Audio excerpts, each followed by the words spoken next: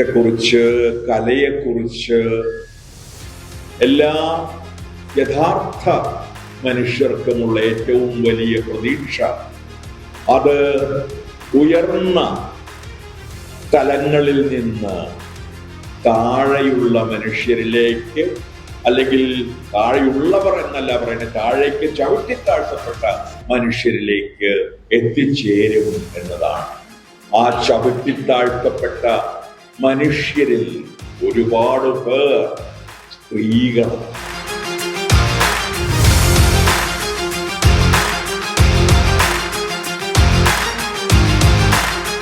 ഏതെങ്കിലും തരത്തിൽ ഇപ്പൊ കസേരയിൽ ഇരുന്നായിരിക്കും എഴുതുന്നത്, എവിടെയെങ്കിലും താഴ്ത്തുണ്ടായിരിക്കും, ഉണ്ടാവും, ഒക്കെ ഉണ്ടാവും.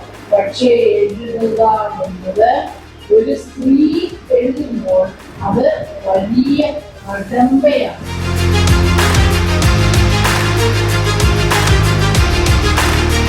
കള്ളനും കഥ പറയാൻ വേണ്ടി പറ്റില്ല. രാജാവ് ഉണ്ടെങ്കിൽ കള്ളനുണ്ടാവും, അധികാരം ഉണ്ടെങ്കിൽ കള്ളനുണ്ടാവും, സമ്പത്ത് സ്ഥലത്ത് ഈ പറഞ്ഞ പോലെ പുനഃ കൂടി കിടക്കുന്നുണ്ടെങ്കിൽ കള്ളനുണ്ടാവും. അപ്പൊ അങ്ങനെ ഒരു കഥയാണ് മലയാളത്തിലെ ഒന്നാമത്തെ കഥ. ഒരു ഇരുണ്ട ജീവിതം ആണ് എഴുത്തുകാരുള്ളത്. അതിന് പുരുഷനായിക്കോട്ടെ സ്ത്രീ ആയിക്കോട്ടെ, പള്ളിയുടെ പുറത്താണ് എപ്പോഴും സ്വാതന്ത്ര്യം.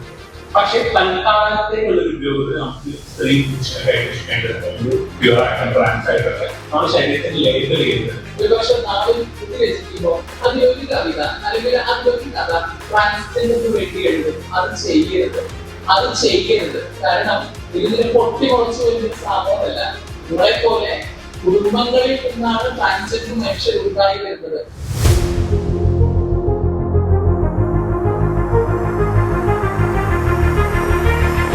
യാത്രയെ കുറിച്ച് പറയുന്നുണ്ടെങ്കിലും യാത്രയുടെ സത്യങ്ങളാണ്, യാത്ര എന്താണ് എന്ന് പറയാൻ പല സാഹിത്യകാരന്മാർക്കും പല എഴുത്തുകാർക്കും യാത്ര ഏത് കാലാവസ്ഥയിലും സ്ത്രീകൾക്ക് പലപ്പോഴും നമ്മൾ സ്ത്രീകൾ യാത്ര ചെയ്യുമ്പോൾ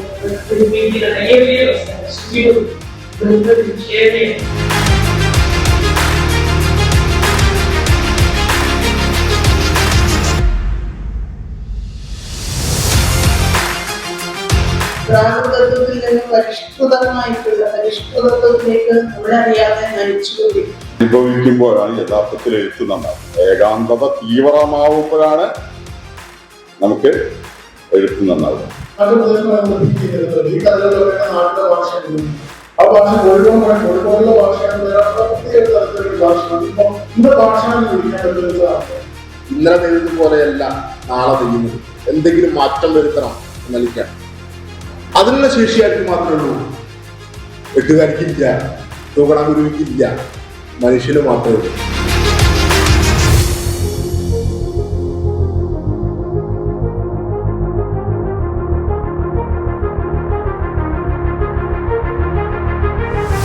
കാട്ടാണ് കരിവേഷത്തിൽ ഇട്ടാണ്. കാരണം അവർ കാട്ടിട്ടാണ്, കാട്ടിൽ വസിക്കുന്നവരാണ്. അതുകൊണ്ട് കരിഞ്ഞ ആള് മതി എന്നാണ് ആ ഒരു ക്ലാസിക്കൽ സങ്കല്പത്തിന്റെ വേഷം. ഈ ഭാഷാ ഘടനയാണ് നമ്മൾ തകർക്കുന്നത്.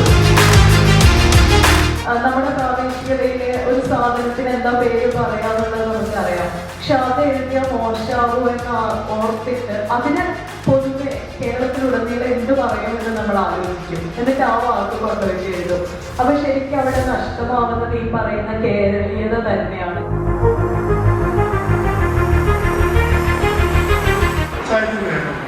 ലക്ഷണം അല്ലെ? ലക്ഷണം ഒറ്റമായി ആ ലക്ഷണമാണ്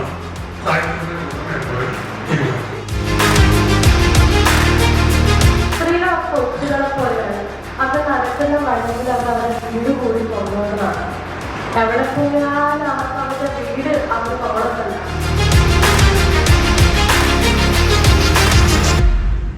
ചിത്രം വരയ്ക്കാനുള്ള ശ്രമമാണ് നമ്മുടെ വായന. കലാസൃഷ്ടി സാഹിത്യ സൃഷ്ടിയായി എന്റെ അനുഭവങ്ങളെ പറ്റി എഴുതുമ്പോൾ അത് മറ്റൊരു തലത്തിൽ എന്നെ ഹീൽ ചെയ്തിട്ട് എഴുതും.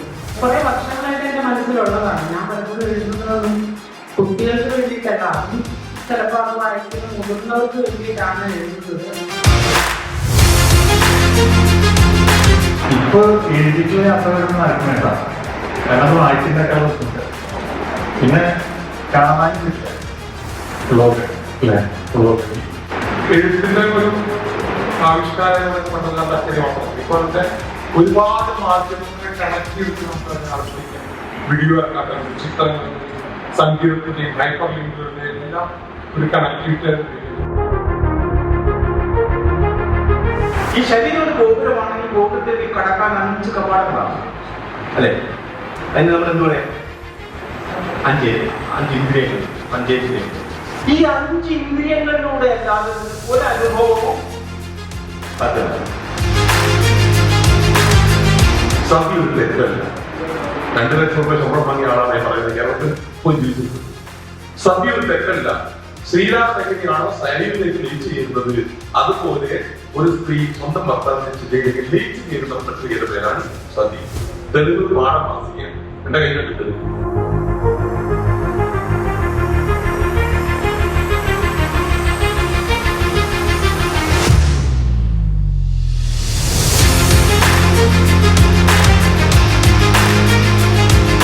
കുടുംബശ്രീയുടെ രചിത ചൂപ്പിലി രാമകൃഷ്ണ ദേവി ആയിരുന്നു അതിന്റെ പ്രകാശനം ചെയ്തത്.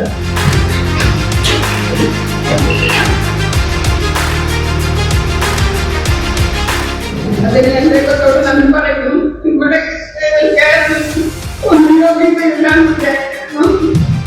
മക്കളായാലും മക്കളോടായാലും ഞാൻ പറയും, ആൺപെണ്ണ് വ്യത്യാസമല്ല, എല്ലാവരും ഒരേ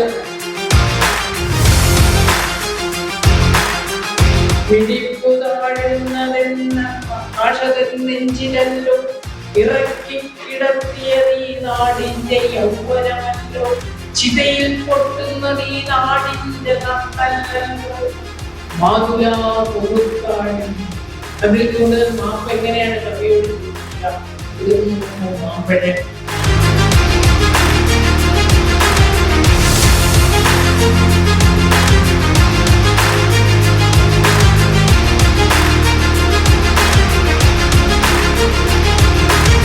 സഹജവാസനയിൽ നിന്നും മനുഷ്യനെ വ്യത്യസ്തമാക്കുന്നത് തീർച്ചയായും അവരുടെ സർക്കാർ വാസന തന്നെയാണ്. ആസ്വാദനത്തിലൂടെ ഒരു ആസ്വാദന മൂല്യം, ഒരു രസാനുഭവം കൈവരുന്നു എന്ന് പറയാം. ഏത് കലയ്ക്കും അതുണ്ടാവണമല്ലോ. അതില്ല എന്ന് വന്നാൽ പിന്നെ കല വെക്കില്ല.